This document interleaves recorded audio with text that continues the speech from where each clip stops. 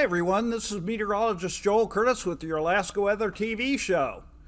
Starting out, we have no watches, warnings, and advisories for our whole state, except for the usual marine warnings. So what I wanted to show you starting out today was where our thunderstorms have been up to about 3 p.m. this afternoon. Note that there are a number of lightning strokes up north of the Brooks Range, but also we have a couple near Fairbanks, one over near Eagle, and one near Wasilla. So we've got a little bit of activity going on, but it's not a really big thunderstorm day. So I took a look at the webcam for Arctic Village looking to the north, and I wanted to see if we could see any of the thunderstorm type clouds developing. Clearly we can see some rain showers, but nothing on this photo to indicate a thunderstorm just yet. So moving from thunderstorms into our fire danger, I had a look today at the outlook all the way through into next week. And the drying trend we've got going on this weekend through Sunday. And the areas that I've highlighted here on the map are the Tanana Valley East, Tanana Valley West, and the Upper Yukon Valley. So we'll be watching for some drying conditions there, and the risk of wildland fires is increasing during that time. Not huge, but definitely increasing. So our satellite loop shows that we have the big upper level low pressure system well to the northwest, but the wind on the backside of that low is bringing clouds and moisture down through the Bering Strait and into southwestern Alaska. In the meantime, a very, very weak system out in the Gulf of Alaska is sending clouds up over the northeastern Gulf Coast and on into the Northwest Territories. So as we run our satellite loop, again, you can see that moisture kind of coming down the backside through the Bering Strait. It's getting mainly to southwest Alaska. And then one more time here, you can also see some low pressure development out by the Shimia area, and that too is sending a little bit of clouds and moisture into the Bering Sea. So for today's weather, I've marked down a couple of thunderstorms along the northern edge of the Brooks Range, and we had those isolated ones that I pointed out earlier. Also rain showers across the central interior. At the higher elevations, you might see a flake or two of snow, but that low pressure system 994 millibars along the western side of the Bering Strait, that's what's causing our precipitation along the west coast. And then we have these really, really weak pulses wrapped around that go all the way down to the Alaska Peninsula and moving out into the Gulf. Also a very weak cold front off of Haida Gwaii and southeast Alaska, and that thing is falling apart. In the meantime, out by Shimia, we have a 1,008 millibar low, and it's moving very slowly and very slowly also weakening. So then for tonight's weather, we can see now that low has really plunged south to right near Cape Romanzoff, 994 millibars. Again, a couple of weak pulses around that low, but heavier precipitation along the west coast out ahead of that system, moving into all along the western interior. Also, we have a 1,004 millibar low out by Shimia, and that one is moving very, very slowly eastward, and again a pulse moving through the central Aleutians. That cold front that was offshore in the Gulf has weakened, but a couple more pulses, and then we're showing a snowflake or two, plus some showers. Snowflakes over the very highest elevations in Alaska, and then a couple of showers along the eastern interior. So then, looking ahead to Friday's weather, again, that materializes as some thunderstorms along the eastern interior out to the Alcan, a little bit into the Northwest Territories. Also, a couple of snowflakes, again, are our very highest elevations in the Alaska Range, such as Denali. We have a 997 millibar low that's in the Bethel area now, and that out ahead of it is precipitation now hitting the upper part of the Alaska Peninsula and the Kodiak Island area. Also southern Kenai Peninsula, but showers on the other side of the mountains of that, all the way up to the North Slope. And then we have the pulses wrapping around that 1,004 millibar low that's now moved into the Bering Sea, very, very slowly and weakening as it goes. So next we're looking at Saturday's weather. Now the low that was in southwest near Bethel has moved out into the southwestern Gulf of Alaska, not too far off of Sitkinak Island at 1,002 millibars, and a very weak front has wrapped around that low. Plus there's a surface trough that goes up through the Fort Yukon area and all the way into the Northwest Territories. Meanwhile, 1,014 millibar high has built out into the Bering Sea as that low continues to weaken in the far western Bering Sea to 1,008 millibars. And note the drying conditions along the soggy west coast, getting a little bit of a break there on Saturday, and 1,028 millibar high down south of Haida Gwaii. So we're looking at our temperatures. Temperatures generally in the 50s for southeast Alaska. Low temperatures on Friday morning, 48 for Yakutat, 42 for Gulkana, and then in the mid-40s to 50s for south central Alaska. Moving on to high temperatures Friday afternoon. Temperatures in the upper 50s and lower 60s for southeast Alaska, but 64 for Ketchikan, 54 for Yakutat, 60 for Gulkana, 59 for Talkeetna, and in the upper 50s for the rest of south central Alaska. And then the low temperatures Saturday morning, again, 40s and right around 50 for most of southeast Alaska, but 54 for Ketchikan, 47 for Yakutat. And then as we move across the south central, generally in the 40s for our low temperatures on Saturday morning. And then for high temperatures on Saturday afternoon, temperatures in the mid to upper 50s for southeast Alaska, 61 for Prince of Wales Island, 64 for Ketchikan, 55 for Yakutat, and then into the 60s as we get across south central Alaska, including 67 for Talkeetna. And for our low temperatures along the North Slope, Friday morning, temperatures generally in the 30s, but note those 44 for Dead Horse. And then as we get further south, temperatures all for our lows, all into the 40s, including 48 for Fairbanks, 47 for Kotzebue, and 47 for Nome. And then as we move into Friday afternoon, temperatures up to 54 for Dead Horse, but mostly 40s along anywhere from Utiagavik down to Point Hope. Also 55 for Kotzebue, 58 for Nome, 68 for Fairbanks, and a whopping 71 degrees for Fort Yukon. So things are warming and drying up there on Friday afternoon. And then our low temperature Saturday morning, again in the 30s as you go across the North Slope, but then increasing into the 40s for just about all of the main portion of the northern sections of Alaska, including a 49-degree low for Fairbanks. And then for a high temperature Saturday afternoon, 75 for Fort Yukon, but staying in the upper 40s and lower 50s for most of the North Slope, 57 for Dead Horse, and then warming and drying, 61 for Kotzebue, 56 for Nome, and into the 60s and lower 70s as you get further south. And then looking at southwest Alaska, all of our lows on Friday morning, temperatures right around in the mid-40s or so, everywhere, including going out the Alaska Peninsula, 45 for the Pribilofs.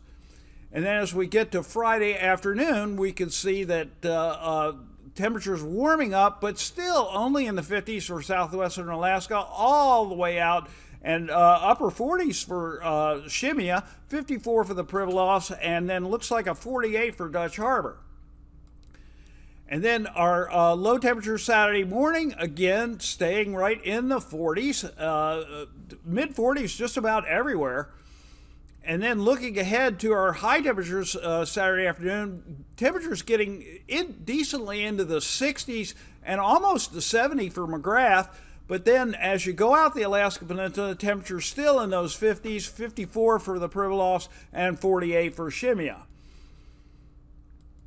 And then as we're our 6 to 10 day outlook for July 14th to July 18th, looking at below normal temperatures for the North Slope, about near normal through the central swath of the state, above normal temperatures for southwestern Alaska, including the Bristol Bay area, and then a little bit below normal temperatures for the southeastern Panhandle.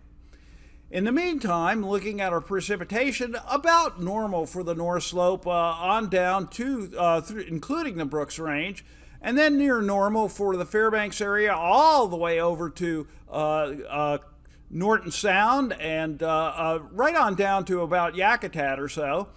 And then we have below normal precipitation for southwestern Alaska, including the Kenai Peninsula and all the way out the Aleutians, but a good chance of a little bit above normal temperatures for southeast, above normal precipitation for southeast Alaska.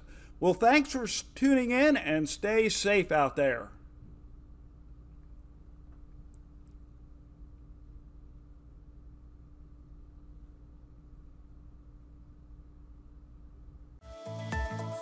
And now, aviation weather around Alaska. Hi everyone, and now for your aviation forecast. Starting out with our flying weather Friday morning, due to the upper level trough moving in from the northwest, we have extensive IFR all along the North Slope, also southwestern Alaska into the Bering Sea, almost to the Pribilofs, also extensive IFR all along the Alaska Peninsula out to the entire Aleutians, also all along the Gulf Coast and into southeast Alaska. For Friday afternoon, we have an area of projected thunderstorms from the eastern Brooks Range on down to the eastern Alaska Range. Also, we have an area of IFR for Cook Inlet and Prince William Sound on over into upper Yakutat Bay, some for the inside of the Panhandle, also southwest Alaska, including Bristol Bay, most of Kodiak Island, and then out in the Aleutians.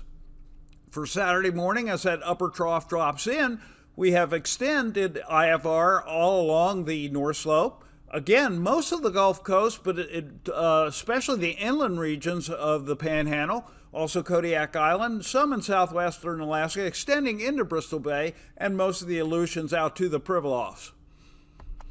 And then for Saturday afternoon, that area of IFR remains over the Bering Sea, also just offshore from the North Slope. Some for the inland side of the northern Gulf of Alaska, and a little bit for western Cook Inlet and on over to the Lake Clark area. For our past conditions on Friday, Anaktuvik, marginal VFR becoming VFR, and a mention of thunderstorms to the east.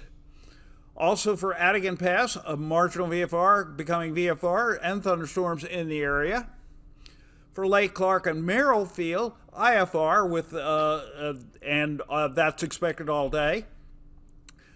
For Rainy Pass, a marginal VFR becoming VFR. Windy Pass, IFR becoming marginal VFR.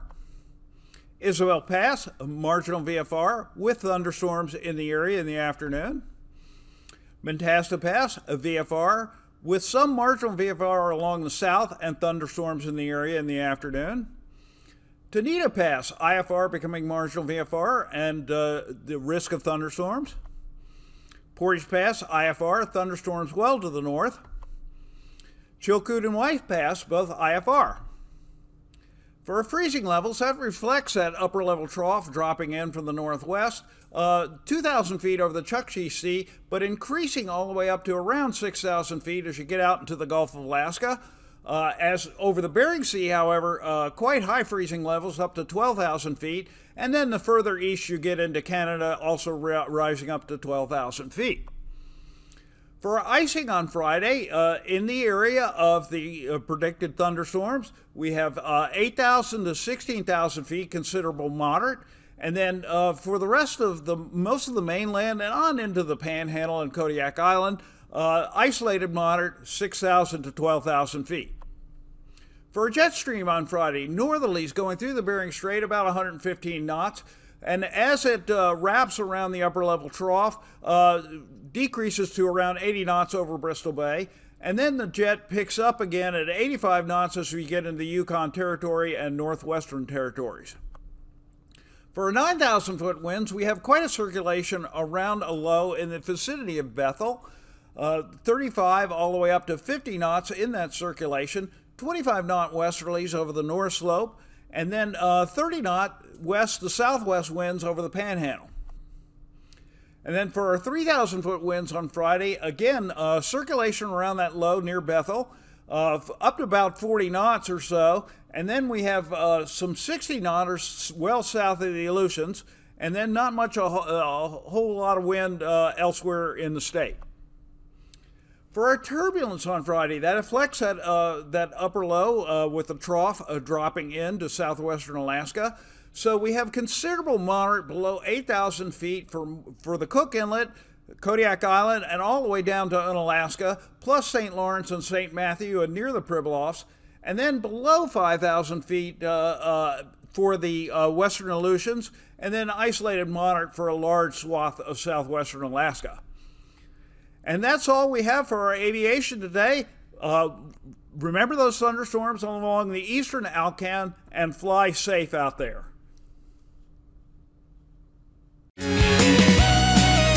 Hey there, my little sunspots. Have you ever seen something in the sky that you just couldn't figure out? Here's how to turn those UFOs into IFOs, Identified Flying Objects. Let's hit the skies anytime after sunset and look west. The bright spot that you'll see is the second planet from the sun. That's Venus. Notice it's steady, it's not twinkling. That's how you know it's a planet. Sometimes if you look up, you'll see something moving super fast. If you see blinking lights, it's probably an airplane. But if it's steady and streaky and super fast, that is a meteor or a shooting star. My favorite is when I see a steady dim light moving slowly, not twinkling. That's a satellite. There are thousands of them up there, and if you spot one, you are very lucky. Whether it's planes, planets, or satellites, or shooting stars, this short guide will help you IFO while you keep looking up.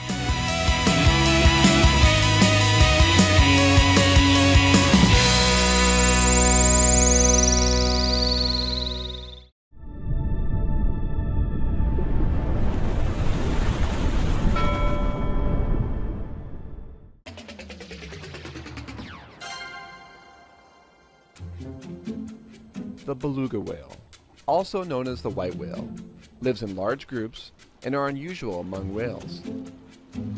They have no dorsal fin, large bulbous heads, and they can actually swim backwards. To feed, they produce sound to find and hunt fish and invertebrates, and they use sound to communicate. They're also known as the canaries of the sea because they make such a diversity of noises. They make chirps and whistles and gurgles and trumpeting sounds. They just make all kinds of sounds. In the U.S., beluga whales live in the cold waters of Alaska, and there are 5 separate populations. Of those 5, the Cook Inlet population is the smallest, and has declined by about 75%. Subsistence hunting may have contributed to this initial population drop, but this practice was regulated starting in 1999, with the last hunt in 2005. Still, the beluga population here has yet to recover. We listed Cook Inlet beluga whales as an endangered species under the Endangered Species Act in 2008, and we had hoped that the population would start recovering, but we are still seeing a continued decline. And these beluga whales are only found in Cook Inlet, so if they go extinct, we don't think any other belugas will come back and populate this area. These whales spend most of their summer near Anchorage, Alaska's largest city, where threats to belugas are on the rise as the city grows. These may include diminishing food, habitat loss or destruction, pollution, toxins, and human-caused noise, which hampers their ability to feed and communicate. Researchers are trying to understand which of these threats may be impacting them most, but Cook Inlet is a tough place to work. It's really hostile for research. We have the strong tides, which makes it challenging for human safety, and we can't see through the water. It is very muddy, so we're pretty much limited to the part of the animal that breaks the surface of the water.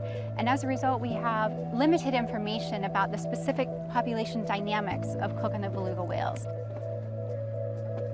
Up until recently, information has mainly come from annual aerial surveys from aircraft, and boat or shore-based photo identification surveys that use unique markings to tell animals apart.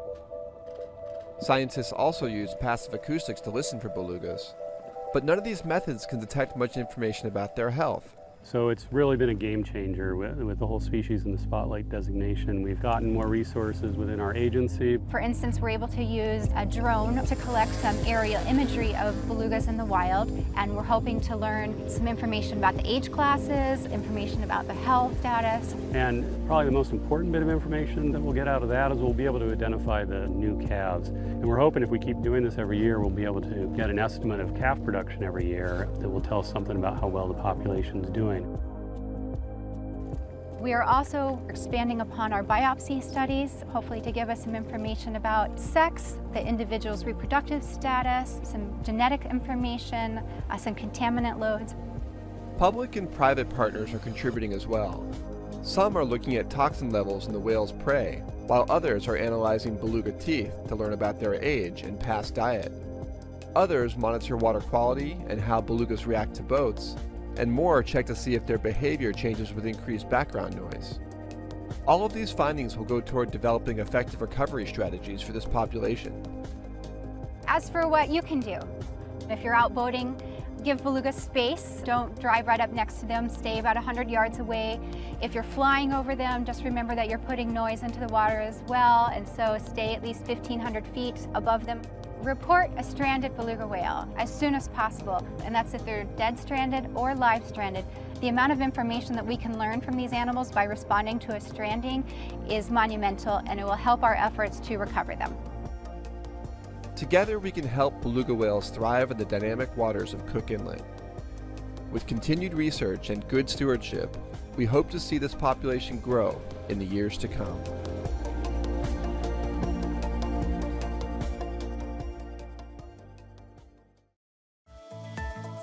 And now, marine weather around Alaska.